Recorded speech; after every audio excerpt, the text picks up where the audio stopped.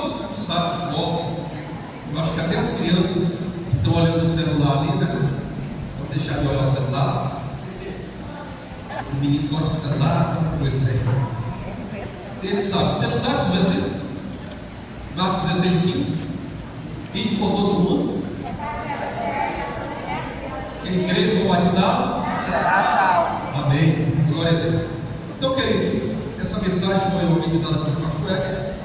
Ele compartilhou conosco para a gente ministrar. Tem uma parte dessa mensagem que é sobre evangelismo, e a segunda parte vai ser sobre discipulado. Então, evangelizar, irmãos, é uma ordem. Quem deu essa ordem foi o próprio Jesus. Ontem nós ouvimos uma mensagem pregada pelo pastor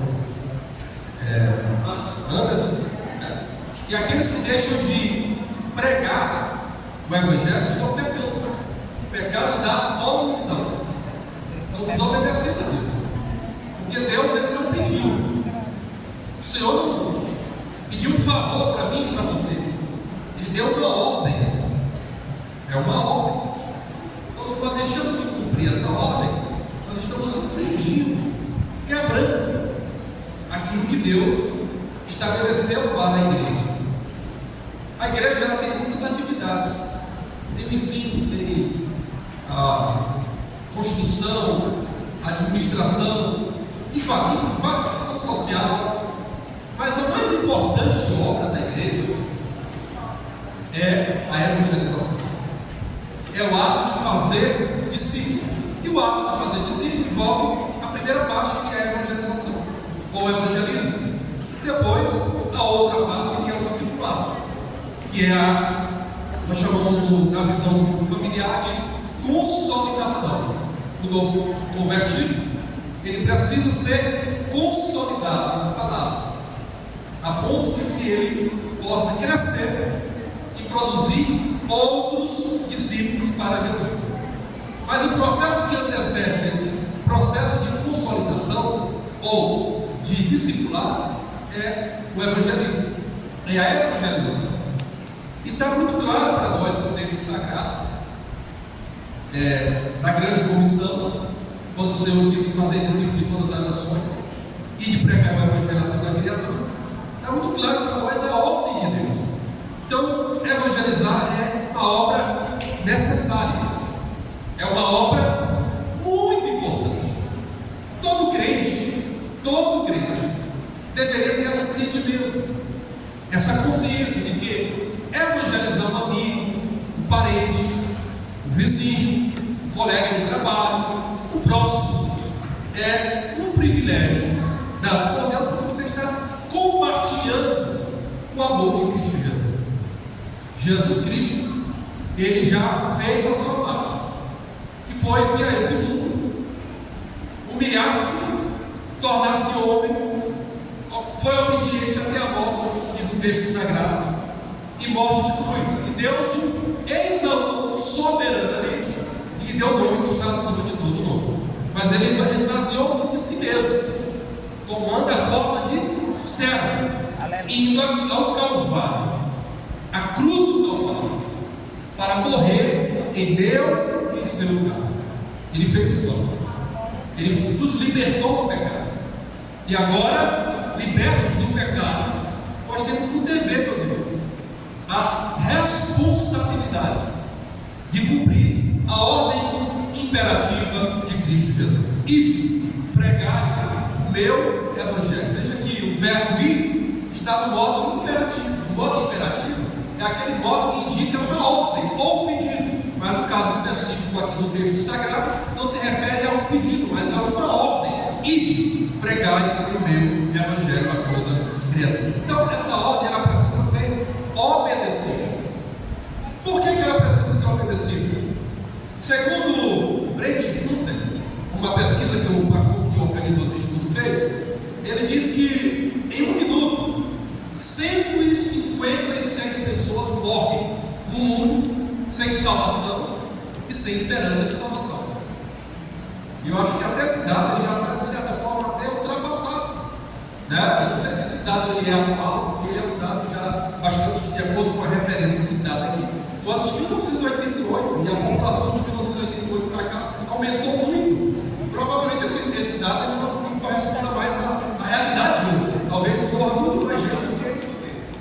Talvez morra muito mais gente do que está sendo colocado. Mas isso aqui serve só para servir de parâmetro para a gente estar atento ao que está acontecendo. Provavelmente esse número seja bem maior do que está colocado aqui, devido ao ano que foi extraído essa referência. Mas, segundo a informação contida aqui, 156 pessoas morrem no mundo por minuto. São pessoas que morrem sem Deus, sem paz e sem esperança.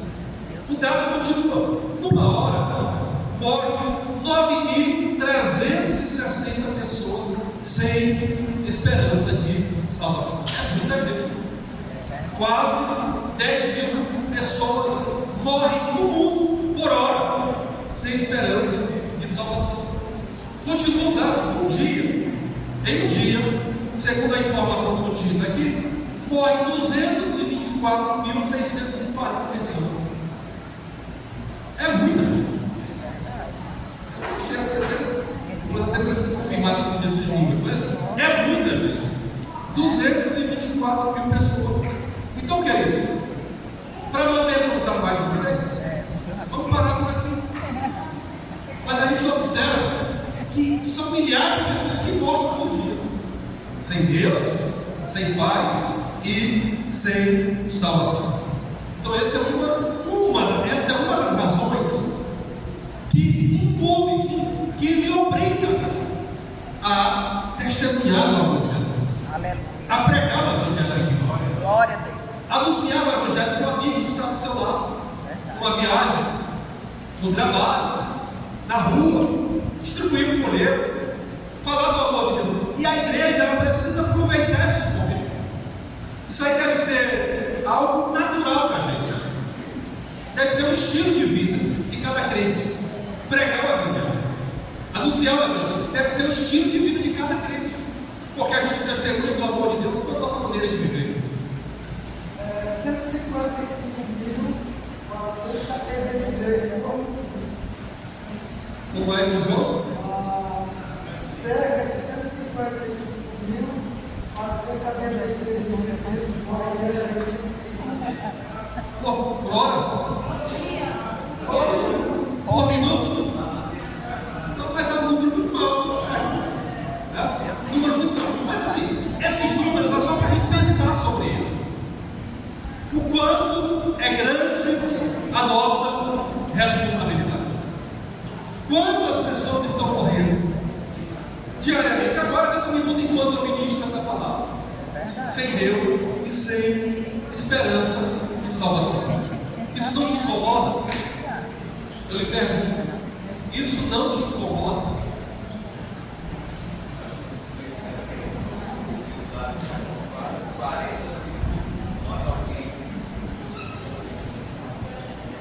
Bem lembrado aqui pelo pastor Rodney. Nós estamos no mês de setembro, há uma campanha, né, no Brasil, no mundo, mas no Brasil também, sobre Setembro Amarelo, porque infelizmente as pessoas cometem suicídio mais no mês de setembro. É um processo de conscientização, mas ao mesmo tempo parece que despertar. O inimigo trabalha mais nesse mês para levar as pessoas ao suicídio. E segundo ele está me dizendo aqui, a cada 40 segundos uma pessoa comete suicídio no mundo. Nesse momento que eu estou falando aqui, já duas pessoas, nesse intervalo de duas pessoas cometeram suicídio. Isso é preocupante, porque são pessoas que morrem desesperadas, deprimidas, grande maioria sem salvação, sem esperança de vida eterna. Então, meus irmãos, isso deve nos chamar a atenção. Como eu disse, estava falando anteriormente, pregar o Evangelho, ser testemunho de Cristo, discipular, evangelizar, fazer missões, deve ser o estilo de vida de cada crente. Mas nem todos fazem isso. Mas deveria ser o estilo de vida de cada crente. E aí, além disso, nós devemos nos mergulhar, estar envolvido no os trabalhos, as programações da igreja local que visam exatamente a conquista de almas. Por isso que nós estamos nessa semana movimentando a área, movimentando a igreja, movimentando os irmãos, mobilizando, incentivando, orando, intercedendo, para que você se desperte, para que você entenda a importância que você tem no reino de Deus, para que você entenda a necessidade de se pregar a palavra, porque pessoas estão morrendo no mundo afora, em Macabal, no Maranhão, no Brasil, no Nordeste, sem Deus e sem esperança de salvação. Então, queridos, é nossa responsabilidade. E então nós vamos destacar aqui algumas outras razões, além dessa que eu já citei, porque as pessoas estão morrendo e nós temos a esperança. Glória a Deus por isso. Aleluia. Quem já entregou a sua vida a Cristo, quem tem Cristo dentro de si, glória a Deus. A vida de Jesus, quando nós o aceitamos como Senhor e Salvador da nossa vida, ela foi transferida para dentro de nós. Aleluia. O apóstolo Paulo diz que nós somos o templo e a morada do Espírito Santo. O Espírito Santo habita dentro de mim. O Espírito Santo habita dentro de você. Você tem vida em Cristo, porque a vida de Cristo está em você. E se a vida de Cristo habita em mim, se a vida de Cristo habita em você, nós temos a esperança. A esperança para essas pessoas que estão sem salvação, sem perspectiva de vida eterna, mergulhadas no pecado, na desobediência, e muitos deles não querem nem nos ouvir. Muitos deles nos acham intrometidos, muitos deles nos acham até egoístas ou orgulhosos, porque a gente fala a verdade, prega a verdade, mostra o caminho, mas há uma incompreensão, porque eles estão cegos espiritualmente, os olhos estão vendados, não conseguem enxergar, os olhos estão cheios de escamas, mas nós não vamos desistir. Tem um provérbio popular que vocês devem conhecer: água mole em pedra dura, tanto bate até que fura. Eu conheci um pastor que eu me congreguei com ele, Esperante Nova, o pastor Alexandre, está bem velhinho. Você deve conhecer o pastor Alexandre, vocês lembram dele? Um moreno bem velhinho, pentecostal. Ele ia para um povoado chamado Povoado Palmeiral, em Esperante Nova, e ele pegava um carro de som e 5 horas da manhã ele chegava no povoado Palmeiral fazendo zoar, perturbando o sono das pessoas, mas era por uma boa causa, a pregação do Evangelho.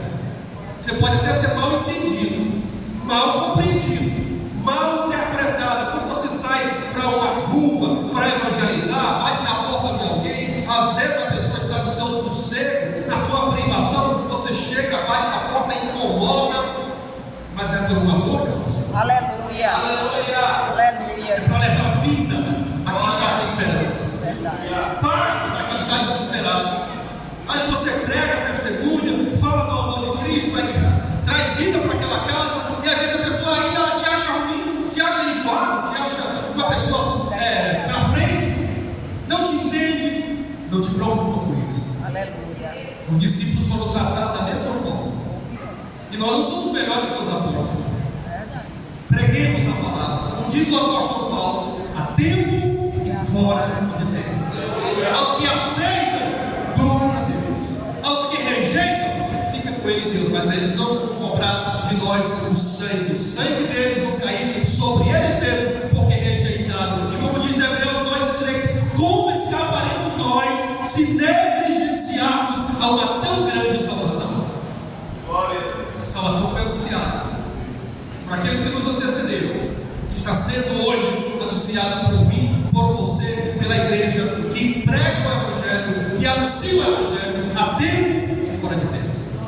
Então, irmãos, aproveite as oportunidades.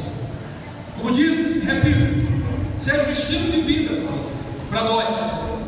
Mas quando a igreja promove, se organizar para promover um evento evangelístico missionário, participe, se envolva, não fique de fora, esteja dentro. Diga para o seu pastor, para o seu dirigente, para o seu líder de grupo de evangelismo, para o seu líder de grupo: conte comigo. Eu estou aqui para servir. Eu estou aqui para ser instrumento de Deus, para fazer a obra de Deus, porque Deus conta contigo. Aleluia. Eu gosto muito de uma frase que eu ouvi aqui numa conferência de grupo familiar pregada pelo pastor Elcio, ali em São Luís. Eu nunca esqueci dessa frase. Ele disse: não faça sem mim. Diga para Jesus: Senhor, não faça sem mim. Não faça a obra missionária. Não faça a obra evangelística sem mim, sem a minha participação. Porque se eu não fizer, se você não fizer, Deus levanta outro em seu lugar.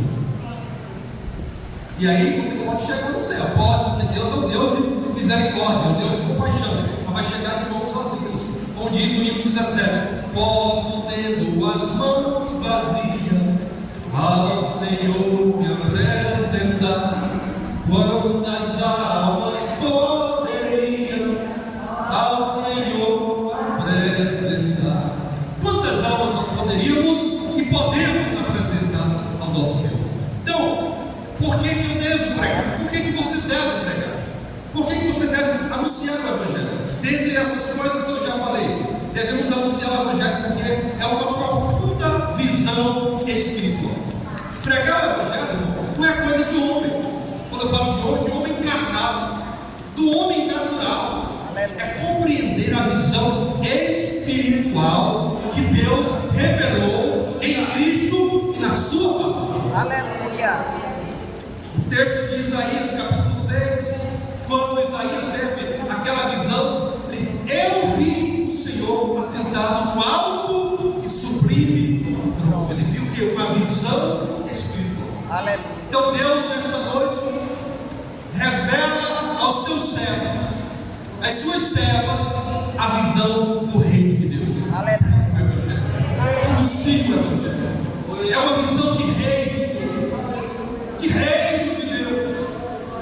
E aí nós vamos receber a recompensa da glória, quando chegarmos no céu e apresentarmos os frutos que colhemos para o reino de Deus e dizemos: aqui está, Senhor. Quando Ele chamar pelo teu nome, apresente-se a mim. E você: aqui está, servo bom e fiel, forte e fiel do povo, do muito te colocarei.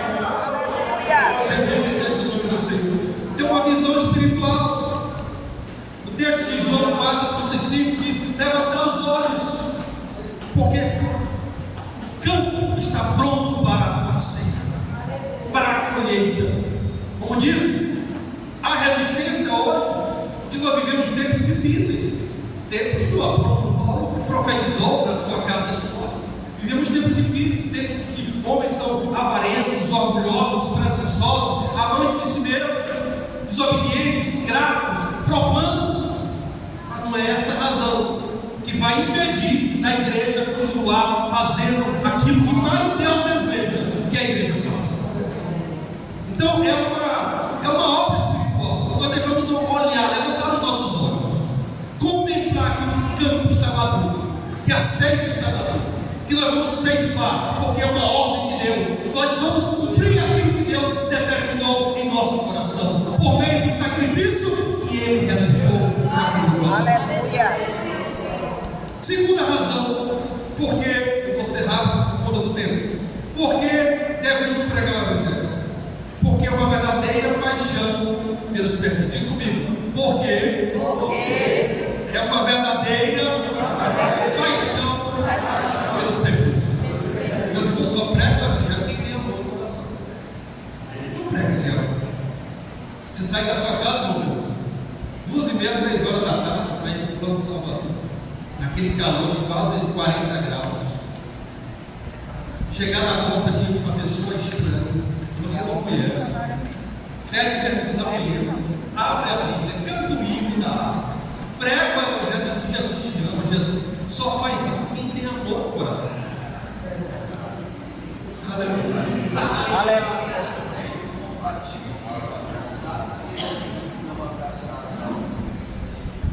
O pastor vai estar filosofando aqui, mas é uma filosofia bonita.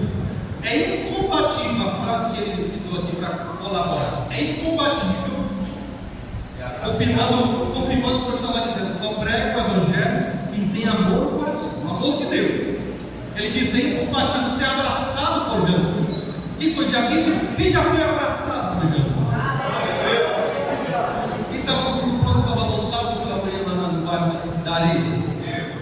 Quem estava no bairro da Areia sábado pela manhã? Pouca gente, né? O pastor de vocês pregou lá, né? O pastor de vocês pregou lá no sábado pela manhã. E eu dizia, naquela pregação: sinta-se abraçado por Jesus. Um clima tão agradável, não foi? Maravilhoso. Sinta-se abraçado. Porque como é bom sentir-se abraçado por Jesus. E como disse o pastor Wagner, é incompatível ser abraçado por Jesus e não abraçar o pobre pecador das almas perdidas. E esse amor de Cristo que nos move a sair pelas ruas, seja de manhã, seja à tarde ou à noite, pregando, anunciando o amor de Cristo. Porque nós olhamos para nós, olhamos para dentro de nós, e aí a gente vai constatar que nós estávamos caminhando a passos largos para o inferno. Nós estávamos perdidos, sem esperança, sem vida, pecadores irremediavelmente perdidos. Mas o amor de Deus nos alcançou. Aleluia! O perdão de Deus nos alcançou. Jesus nos abraçou, quebrou as cadeias, quebrou as armadilhas. Estamos livres para cultuar, para celebrar, na esperança e na expectativa da vida eterna. Aleluia. O apóstolo Paulo escreve: dê de graça aquilo que vocês receberam de graça. Glória a Deus. Nós recebemos a salvação de graça. Paulo escreveu nos Efésios 2:8, deixa isso muito claro: porque pela graça e ao favor imerecido de Deus para conosco sois salvos. Isso não vem de vós, é o quê? É o dom de Deus. Aleluia. Então, meus irmãos, o ato de pregar o evangelho, a evangelização é uma verdadeira paixão pelos perdidos. E só faz isso quem tem amor ao coração. Falar disso, estou lendo aqui com o irmão novo convertido aqui, leu. Do doutor de pregação, o marido, o nome dele. Camisa branca. Irmão Júnior, de onde é, irmão? Meu irmão? Aqui. Irmão Júnior me deu ontem, pastor, vou passar para vocês, o nome que duas pessoas, não foi três, que ele orou, as pessoas aceitando a Jesus como Salvador. Ele está pregando o Evangelho. Aleluia.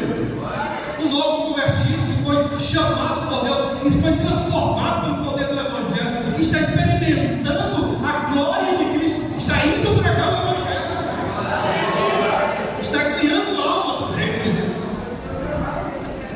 O Senhor já viu ele pregando. Só faz isso quem é transformado, só faz isso quem é mudado, só faz isso quem recebe o perdão de Deus.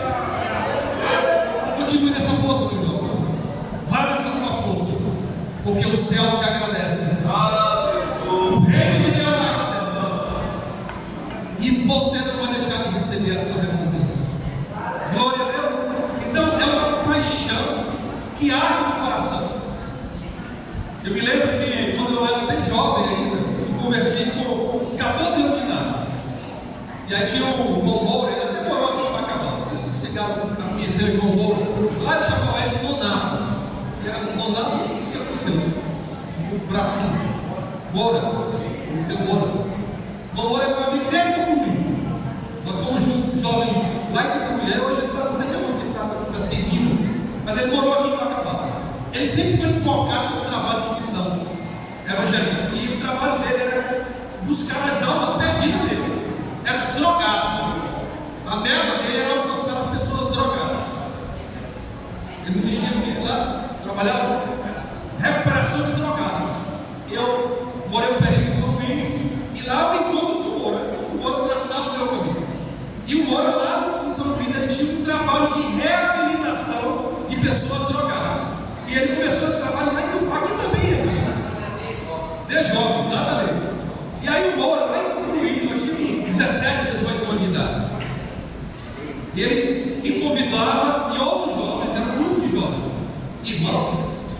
Só quem faz isso é quem tem amor no coração, paixão pelos perdidos, que é coisa de doido. O Evangelho, diz o texto sagrado, que parece loucura para os que perecem. Está lá em 1 Coríntios 1:18. A mensagem da cruz para os que perecem é loucura, mas para nós que somos salvos é o quê? O poder de Deus. Bendito seja Deus. Aleluia. Ele é o nosso líder. Vamos lá na beira do rio Tocantins, lá em Tucuruí, está do lado. Eu e mais um Moura e mais uns 4, 5 jovens, rapazes, 12 horas da noite para sair da igreja, meia-noite para sair da igreja. E nós íamos nas festas dançantes, nas boates, na margem do rio Tocantins, um lugar que na época era perigosíssimo, mas a gente não tinha medo, porque nós estávamos guardados pelo anjo do Senhor. Aleluia. Nós entramos naquele ambiente, levando o Evangelho, levando um folheto, levando uma literatura e pregando o Evangelho de Cristo Jesus para aquelas pessoas que estavam embriagadas, alcoolizadas, drogadas. Esse é o trabalho. Só faz isso quem tem amor no coração. O Evangelho é uma verdadeira paixão pelos perdidos. E quem se apaixona por pessoas, quando vê um mendigo, ele não vai, porque o mendigo está mal cheiroso, ele não vai se afastar. Precisamos pensar sobre isso. Ele vai chegar lá onde o mendigo e vai oferecer a palavra, vai oferecer outras coisas materiais, porque o mendigo não precisa só da palavra, precisa de atenção, precisa de carinho, precisa das necessidades materiais serem supridas. Isso é o Evangelho. Irmãos, a desgraça do outro, a miséria do outro, se não nos incomoda, que Evangelho é esse? Que Evangelho é esse? Que a tristeza do outro não me incomoda, que o mal-estar do outro não me incomoda, que a fome do outro não me incomoda. Fulano de tal, vizinho, ou alguém, quem quer que seja, está passando fome, está morrendo de fome, e isso não me incomoda. Isso não é Evangelho. O Evangelho muda a pessoa na sua totalidade. E aonde tem o céu do Senhor, que tem paixão pelas obras, ele vai atrás das obras. Ele estende a mão, ele abraça. Ele não está olhando a situação, porque ele sabe que o mais importante é levar a vida de Cristo para transformar aquela situação, aquele estado. É o drogado, ele vai fazer, não é fácil, eu sei que não é fácil. Tirar uma pessoa drogada das drogas é um processo, mas a igreja precisa também alcançar essas pessoas. Mendigo, a igreja também precisa alcançar essas pessoas. Assim como precisa alcançar aqueles que estão num estado social mais elevado. O Evangelho é para alcançar a todos. Mas para isso tem que ter paixão. Eu me lembro que uma vez eu estava no São Leopoldo, período que eu passei lá no Rio Grande do Sul. E aí o pastor me deu a oportunidade para pregar. E Deus me deu graça naquele dia, um culto de domingo, igreja lotada, e eu preguei a palavra. E lá no final tinha um cidadão, roupas de mendigo, todo desarmado. E quando eu fui sair do meu carro com minha esposa, com os filhos, depois do culto, ele chegou na porta do carro, no vidro. Eu me espantei, esse aqui é do lado. Cidade grande, depois do culto. Cara, não abre a porta, não abre o vidro. Pedro, aí eu senti que Deus me baixar o vidro. E era um mendigo. Mendigo não, alguém que morador de rua, perdido. Aí ele disse, pastor, eu ouvi essa palavra. Eu estou precisando de uma ajuda. Não é nem tanto dinheiro, eu quero uma palavra, eu quero alguém ser reconhecido por alguém. Aí ele disse, mas me dê aqui a sua mão. O que é que você precisa? Eu quero que você ore por mim. As pessoas não me entendem, as pessoas quando me olham já acham que eu sou bandido, já acham que eu sou ladrão. Eu veio aqui, peguei na mão dele, coloquei a mão sobre a cabeça, orei por ele. Fiz uma oração de libertação. Ele era desviado. E naquela noite eu disse, eu quero me reconciliar com Jesus. Aleluia. Eu não digo isso para a minha glória, é para a glória de Cristo. Aleluia. Porque a maioria dos crentes, talvez lá pelos motivos, não sei o quê, dessa igreja, nem sequer olha para mim. Mas o Senhor foi tocado por Deus para olhar para mim, para orar por mim, para me dar atenção. E eu orei por ele. Depois eu meti a mão, posso ter uma ajudazinha lá para ele. Vá com Deus, vá para sua casa. Jesus te ama. Eu não sei qual foi o futuro daquela pessoa. Porque ele queria atenção e ele teve atenção. Paixão por pessoas faz a gente se envolver com as pessoas.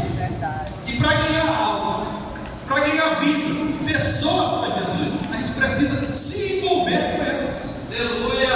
Precisa se apaixonar por elas.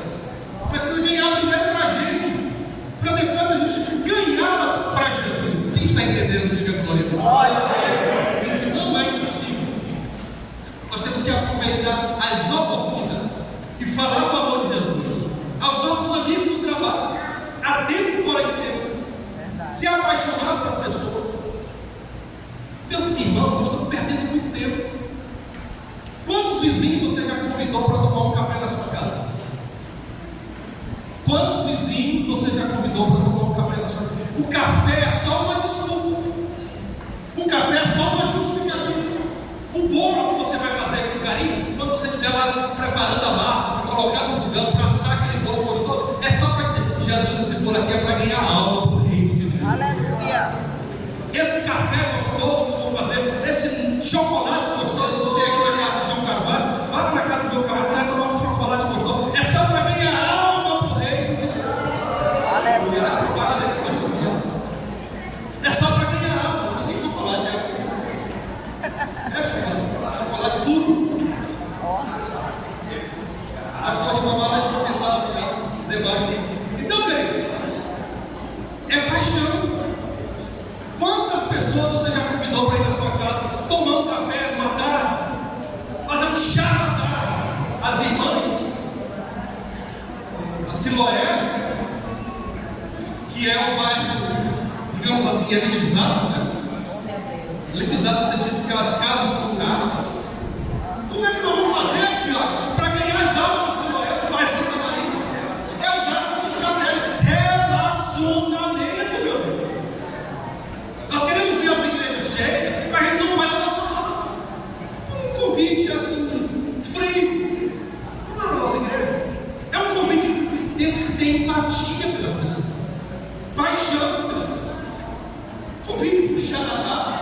Prepara aquele chá gostoso, aquela sala da sua casa. Prepara um chimarrão de canto. Prepara um chocolate, um suco de abacaxi, de caju, uma coxinha. Aí você vai aproveitar para falar de Jesus. Olha, gostaria de explicar sobre a igreja. silêncio, meu Deus. Aquela parte que diz assim: pregar em tempo e fora do tempo. Muito bem. É aproveitar as oportunidades e criar as oportunidades. Tempo. Chegou a oportunidade. Nós estamos aqui na mobilização. Aleluia. Eu estou aproveitando a oportunidade para evangelizar, mas fora de tempo, ao meu entendimento, é criar as oportunidades. E é o que eu estou dizendo aqui. Precisamos criar as oportunidades. Você é teólogo. Precisamos criar as oportunidades. O que é criar as oportunidades? Hoje, a irmã Sula vai convidar a vizinha para almoçar com ela. Preparou aquela galinha caipira gostosa. Se o vizinho gosta da primeira, ela vai diagnosticar se a vizinha dela gosta de galinha caipira. Porque se não gostar, não vai convidar para comer galinha caipira. Ela vai identificar qual é o prato preferencial da vizinha. E aí ela vai fazer aquela galinha caipira, preparar aquela lasanha, preparar aquele churrasco, criar a oportunidade para ela evangelizar. Mas não é só para convidar para comer, não. Aí aproveita, você já ouviu falar do Evangelho de Jesus? O que você acha do texto que diz que nós precisamos conhecer a Cristo, se arrepender dos nossos? Começa a fazer perguntas. Viu? Uma estratégia boa para você se envolver com as pessoas é fazer perguntas para ela. Quem anda comigo na evangelização pessoal já observou isso? Quem esteve comigo agora na evangelização pessoal? Não vou reclamar não, foi outro. Você está comigo? Só observou que quando eu chego para abordar uma pessoa, eu começo a perguntar para a pessoa. Porque se você começa a falar, a pessoa vai ficar, mas na hora que você pergunta, aí talvez ela não queira responder, você faz outra pergunta, uma pergunta mais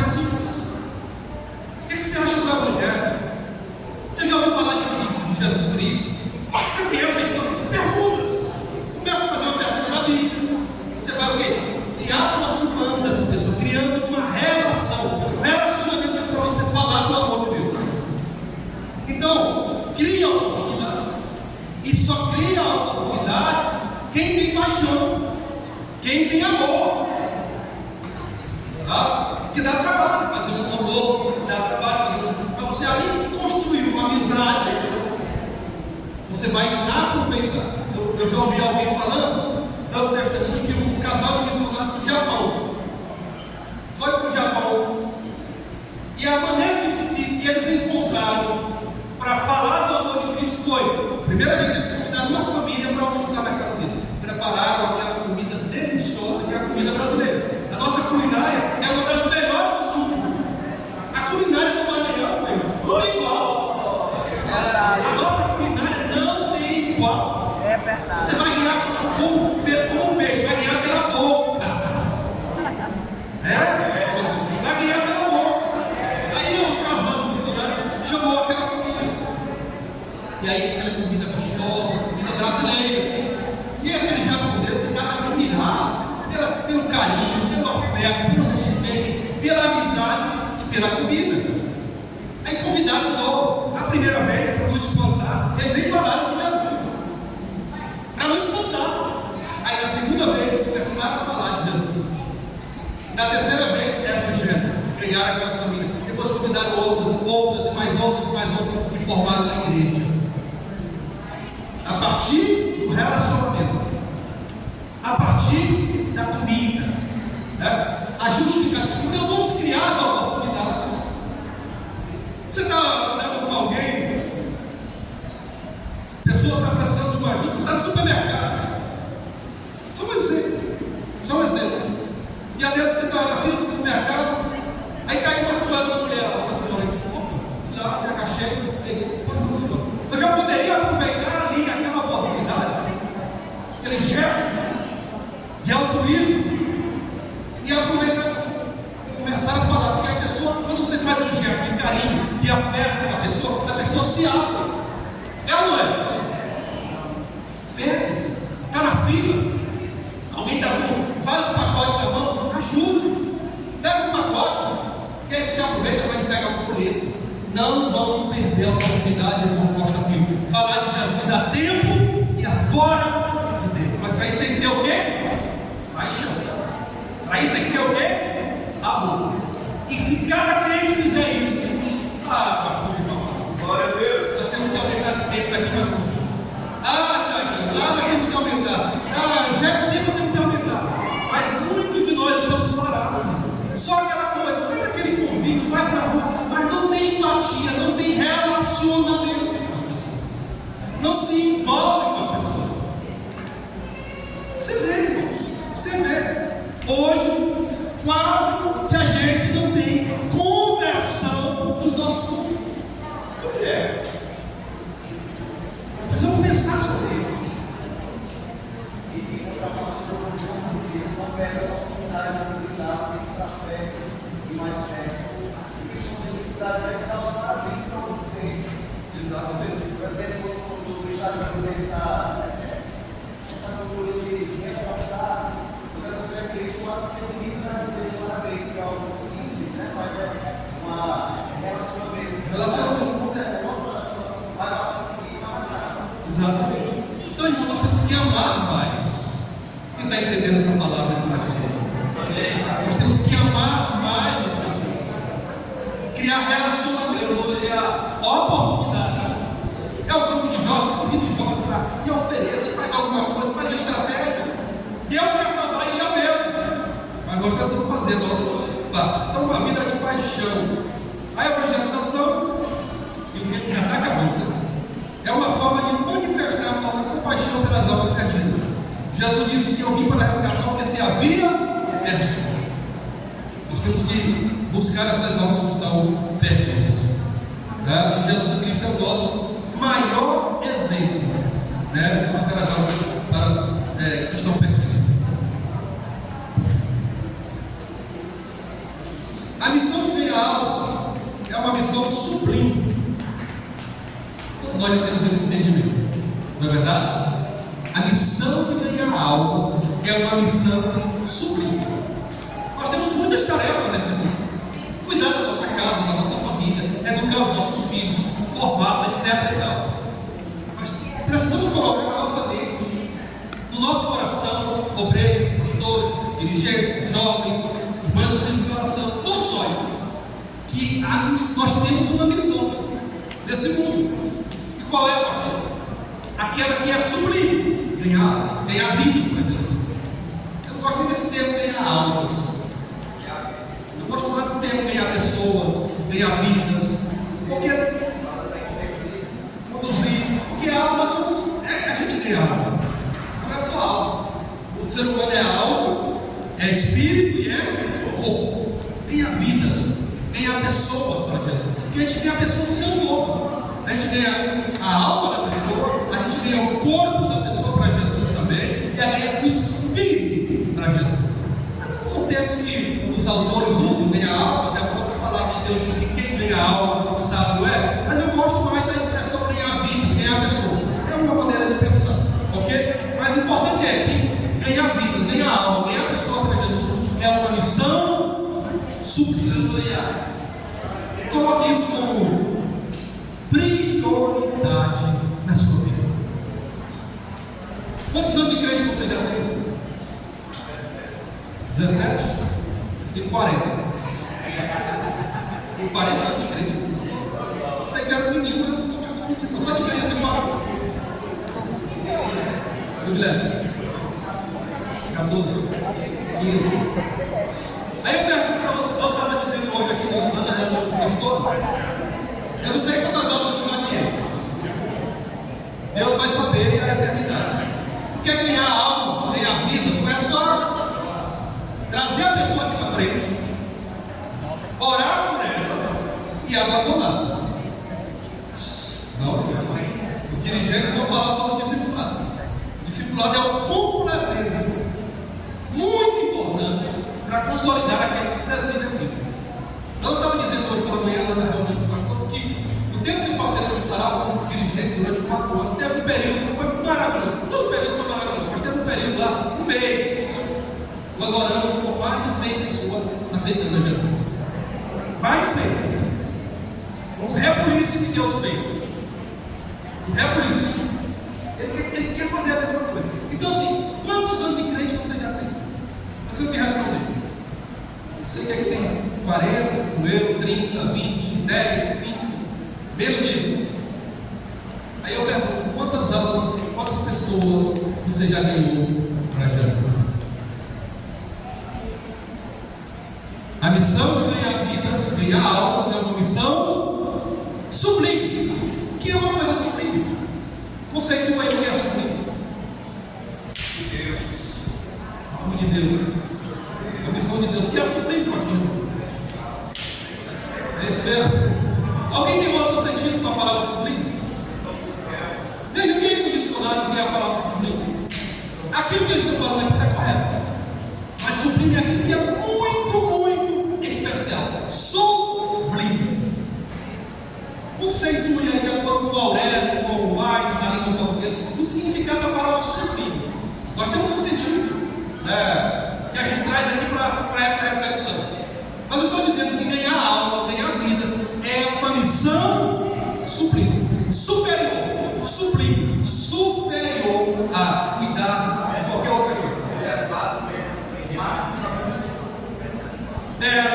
Brilhante, espetacular, elevado. Eu gostei da cidade, no sentido da percepção, no sentido elevado. Elevado é aquilo que é superior, brilhante. Então, isso é a missão que Deus lhe deu. Amém, meus irmãos?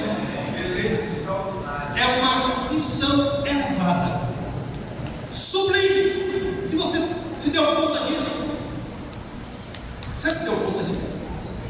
Essa sublime missão não é só o pastor Ribamar, que é o dirigente da conferência, do pastor Val, do pastor Rodney, dos dirigentes, dos demais obreiros, dos líderes, departamentos, etc.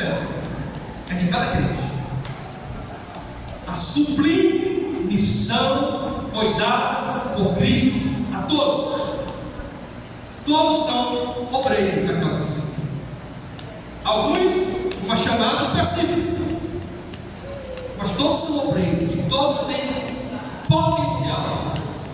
Não tem ninguém aqui nessa igreja que não tenha recebido de Deus pelo menos um talento. Pelo menos um talento. E esse talento passa pela missão maior dada por Deus. Ele mesmo chama de sublime, que é ganhar vida para Jesus. Quantas vidas você já ganhou para Jesus? Faça aí uma imagem, uma leitura do teu, como diz o pastor Raposo, do teu computador HD. Quantas pessoas você já ganhou para Jesus?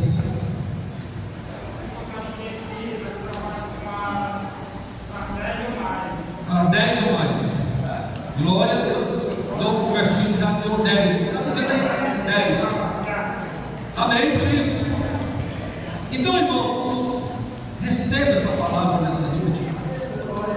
Exercite-a. Coloque em prática na sua vida. É a maior de todas as missões. Ela é elevada, ela é sublime. E nós apresentamos aqui de uma forma sucinta as razões pelas quais eu e você e todos nós devemos evangelizar. Quem faz a obra é o Espírito Santo. Quem convence o homem do pecado, da justiça e do juízo é o Espírito Santo. Mas ele conta comigo e conta contigo para realizar essa obra. Quem recebe essa palavra, diga amém.